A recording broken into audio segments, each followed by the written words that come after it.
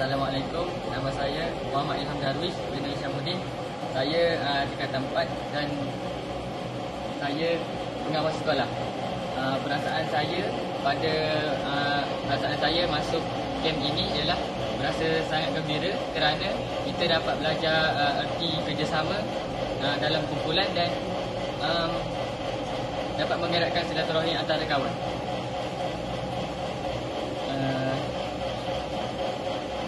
Komen untuk sepanjang hari ni, untuk aktiviti-aktiviti yang kita jalankan tu macam mana? Apa respon awak? Apa feedback?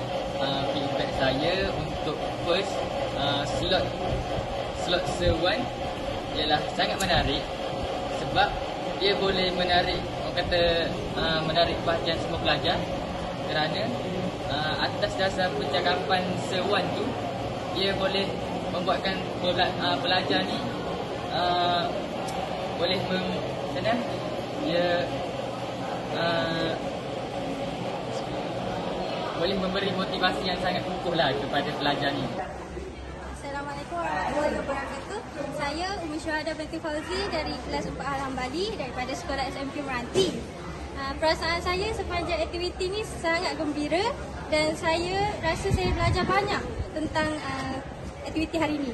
Yang pertama, aktiviti tentang buat grup, tentang pembayaran tu. Lepas tu ada aktiviti yang pegang kertas mahjong, botol air. Yang tu mengajarkan saya tentang kerjasama, selalu sabar dalam semua keadaan. Lepas tu saya juga kepercayaan, saling percaya antara ahli. Lepas tu aktiviti yang ketiga tentang melukis ataupun melukis kuantiti lukisan kan? Saya tak ingat. Yang tu kumpulan saya, alhamdulillah, dia orang bekerjasama baik. Dan aktiviti yang last tu adalah aktiviti yang paling seronok sebab semua orang dia dah gegar satu dewan, tak tahulah buat apa. Tapi dia macam sikatan perkataan macam kerusi, KRS dalam kertas maju, kena eja dengan pen.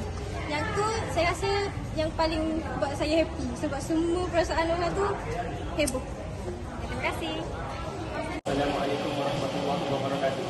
Nama saya Muhammad Jafar Hafiz bin Radwan. Saya berasal daripada kelas 4 Maliki dan saya merupakan seorang pengawas. Pada hari ini saya berasa amat gembira kerana saya dapat belajar banyak perkara-perkara baru dan dapat meluangkan masa bersama rakan-rakan saya. Secara keseluruhannya, saya rasa program ini sangat bermanfaat kerana ceramah yang disampaikan oleh Sewan dan juga pengisian oleh semua fesi-fesi sangat berguna dan bermanfaat untuk saya aplikasikan dalam kehidupan dan juga dalam memimpin.